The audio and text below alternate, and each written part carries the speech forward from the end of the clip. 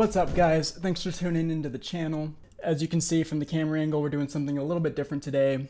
Instead of my traditional album reviews, I'm actually just gonna film and review my first impressions of the new album by Kendrick Lamar, Damn. Now, for those of you who are new to the channel, thanks for tuning in. I appreciate it. I guess I should talk into the microphone now. And if you are new, welcome. And for anyone who doesn't really know me, I am not a rap/hip-hop guy. I'm big on rock and metal, so this is going to be a really interesting review from me. So you can take my review with a grain of salt, if you will, but there should be some pretty funny moments as I journey through this new album by Kendrick Lamar. It's called Damn.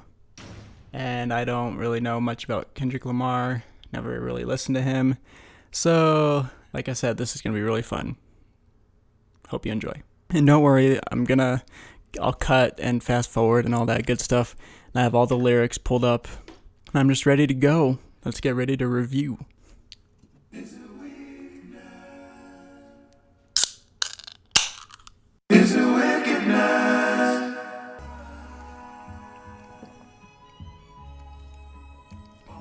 I Seen a Woman. We're 36 seconds into the song, guys.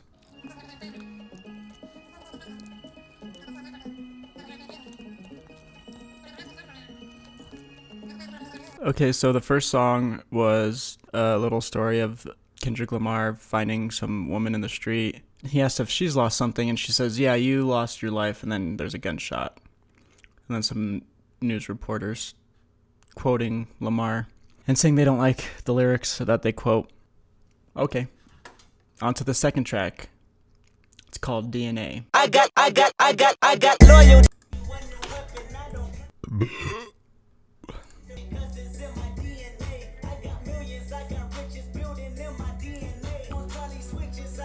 So use a bitch. Yeah, I love it. So far this song is talking about him having every single fucking thing in the world in his DNA.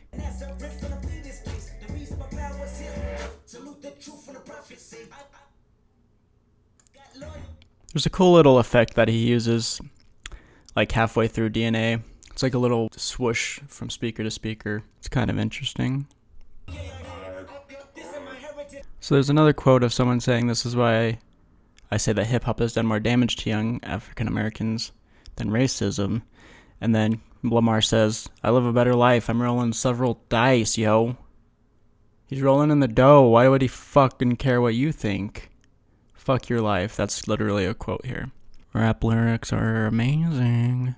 He has this weird ass fucking scratching, not like a scratching, but like you know how there's like on a CD and it's scratched and it fucking repeats, rewinds and stuff like a DJ. It's like a scratch, a fucking scratch. That's what I mean. Of some guy in the background, and you can't even tell what he's saying, and it's really annoying. In conclusion, really he could have just said this last fucking line. It says, sex, money, murder, our DNA. Oh, gotta respect that rap community. This track number 3. It's called Yeah. Y-A-H. Oh yeah. I stand corrected. It's called Ya. They say it about 50 times in the chorus.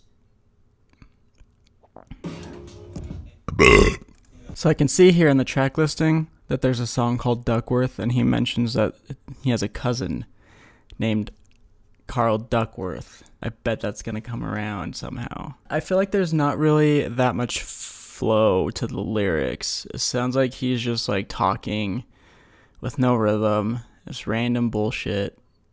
But let's continue on. This quote-unquote chorus is trash. On to the next one. Element is track number 4. I don't give a fuck. I don't give a fuck.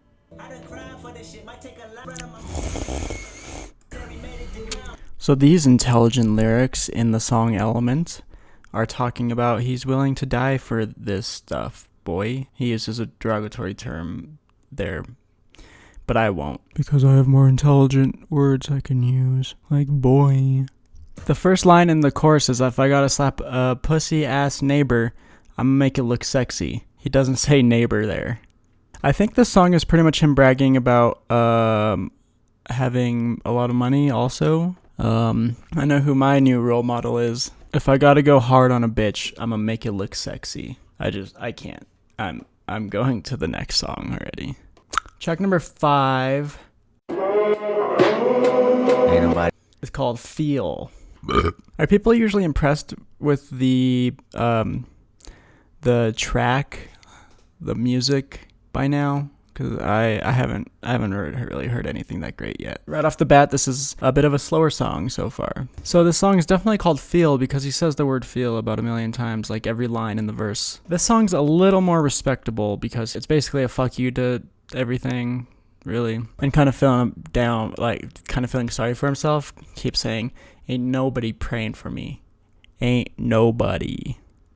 Ain't nobody. A big reason why I don't like the rap music is because the music behind the rapping is the same the whole time. I need some variation. I don't know how people can sit through this. Like the constant pop, bum bum, bum bum, bum bum, like the whole fucking song. Classic Tupac reference. So that same effect that was used in, I think it was DNA, is used in this. So that's a little repetitive, but then there's this really weird effect that transitions and kind of changes the tone of the song to super angry instead of just angry, and it's like there's a distortion effect on it. It sounds kind of cool. And the line is fuck your feelings, I mean this for imposters. I guess this is the best track so far, but still doesn't do anything for me. Track number 6 features Rihanna, my girl. Song's called Loyalty. Oh yeah, that auto-tune. Who is Kung Fu Kenny? Is that Ken, like an alter ego for Kendrick Lamar? Can someone enlighten me? I'm a little out of the loop, I guess. In case you didn't know, Rihanna has been a bad bitch way before any cash came, yo. You can tell your neighbor he can meet me outside. You can babysit him when I leave him outside. Make no mistake. I'm sorry if you guys can hear me chewing. Make no mistake. Rihanna, Riri, and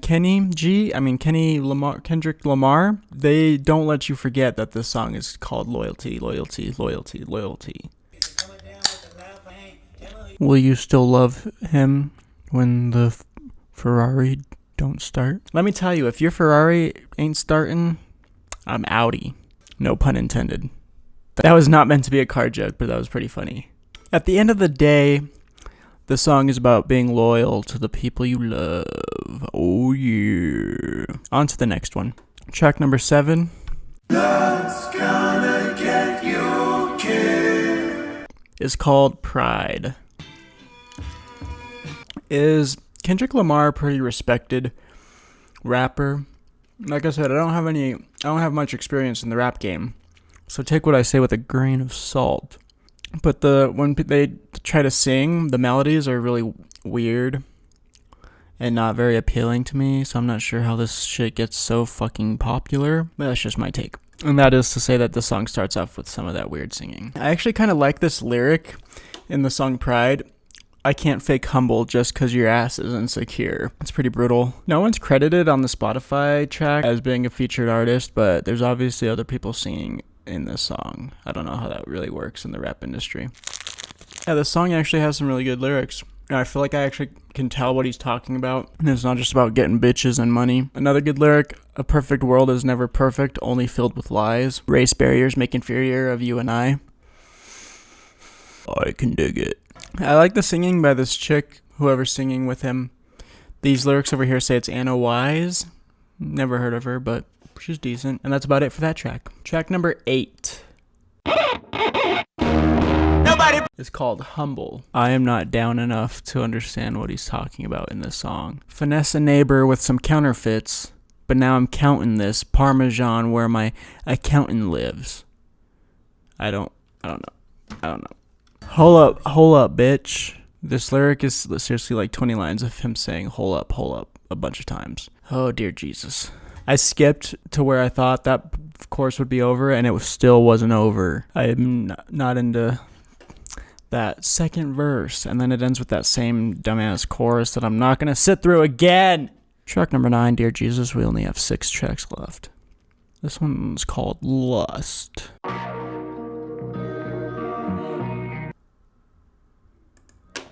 I actually like the music behind this one so far in the beginning. 15 seconds in, and they haven't fucked it up yet. 26 seconds in, that's a world record for how long I've enjoyed a Kendrick Lamar song for. They say, let me put the head in. This, I thought I had parental controls on Spotify. If I'm not mistaken, they are talking about the sex. This song seems to be talking about everything that like famous people lust for. They have all that money, so of course they can have a lot of stuff, and some of it's not so good. Of course they want to get them bitches and that money. Yeah, it's just kind of what you would figure by the title of the song. And of course there's an emphasis on sex. As blood rush my favorite vein. Yeah, I don't know. I don't feel sorry for you. You have millions of dollars. Like, learn some financial and personal responsibility today. Track number 10. We still let the spin, y'all. It's called Love, and it features someone called Zakari. Again, I don't know who that is, but let's check it out. Pretty funny how we go from talking about lust to love. What a turnaround. Oh, how the tables turn. If I didn't ride Blade on curb, would you still love me? I'm going to need to hire a translator, unless there's a very nice volunteer out there that will tell me what all this means.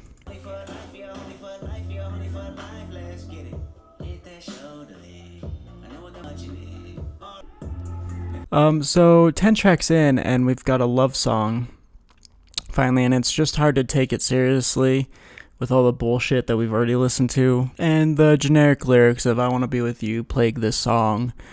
And sure, whatever, think of some better lyrics. Come on. Track number 11, Triple X. I like how the song Love is sandwiched between the songs Lust and Triple X. And also this one says it features U2. What the fuck? This says that it has Bono on the chorus. Dear God.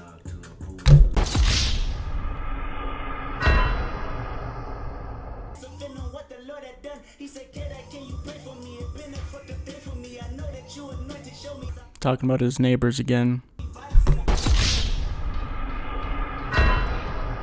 So from the chorus to the interlude, they just do like a 180, totally out of place, and try to change the tone of the song. And then this is when Bono comes in. Bono's chorus is like the only notable thing on this album so far. The only thing that sounds like it has any sort of controlled melody. He talks a lot about America and Trump and Obama and stuff like that. Okay, so on to the next one. Track number 12 is called Fear. And we're almost to the end. They do reverse the audio of the intro. I don't really fucking know why, and it's weird and it sounds odd, and I just don't fucking like it. I want to know who made that decision. So the first verse is obviously talking about him being a victim of child abuse, being treated poorly as a kid. I like this song so far because it's telling like a clear and concise story. And so verse 2, it sounds like it's talking about him. He's probably older, like maybe a teenager or something, and he just keeps kind of saying that he thinks that he could die at any moment. He's probably in a gang or something. And then for verse 3, it talks about when he's 27 years old and he's obviously found fame and success and how he copes with that and still not thinking that he's good enough. And the story continues. Okay, so that song was pretty decent. I didn't mind it. I liked the story. And he wasn't talking about stupid shit. There wasn't any weird, like, auto-tune bullshit. That was a bit of a slower one. It's a pretty long track. It comes in at, like, 7 minutes or so. Track number 13. 2 more to go, folks. This what God feel like. This one's called God. Right off the bat, this is pretty much saying, like, this must be what God feels like, being as successful as I am as a rapper. How fucking self-conceited. I'm a little fatigued at this point of this music. So let's just go scope out Duckworth. It was always me versus the world. Oh, so Duckworth is Kendrick Lamar's legal surname. Why didn't he just keep that? It's pretty hard. It's a pretty tough name. I'm honestly not going to sit through this whole song It's 14 tracks long for a rap album, for a genre that I don't like. I think I've done enough for now, but I will tell you that from what I see here, that the song is him telling the story about his dad almost getting killed. It features a sample from Ted Taylor's 1978 song, Be Ever Wonderful. It talks about this guy named Top Dog nearly killed Lamar's father when he was working at a drive-thru at KFC. This happened many years before this Top Dog guy signed Kendrick Lamar to his label. Why the fuck would Kendrick Lamar sign to his label in that instance? Probably money. Oh, okay, guys. Well, there you go. I made it, I guess. That's a feat in and of itself. Didn't really like much of it. I think I said I liked Pride a little bit, maybe. Or the only song I would consider good was Fear, because it had an actual fucking story to it. Nothing stood out. There was a girl who sounded good at one point. The rapping is too weird for me. They do weird shit with their voice. It's just really irritating to me. So one good song, and it's the 12th track on the album. But like I said, I don't have too much experience in rap. Obviously, I'm not gonna like it that much if I'm a huge rock and metal fan. Obviously no guitar or anything like that on here. But I just thought it would be a fun little thing for you guys to see what it's like as a rock and metal guy listening to a rap album. So there it is. I've been recording for over an hour now because this album is so long. I hope you guys at least liked the review. Let me know if you're a traditional fan of rap and Kendrick Lamar, what you think of the album. Is this good compared to other rap albums or his other rap albums? Go ahead and like and share and subscribe if you want to see more. You'll see that I have a lot of album reviews on my channel. I'm hoping to spread out my musical tastes a little bit more. Maybe I'll find a rap album that I like and review it. Who knows? We'll see where this goes. So subscribe to stay up to date. And then, yeah, thanks for checking it out. Rock on. Bullshit.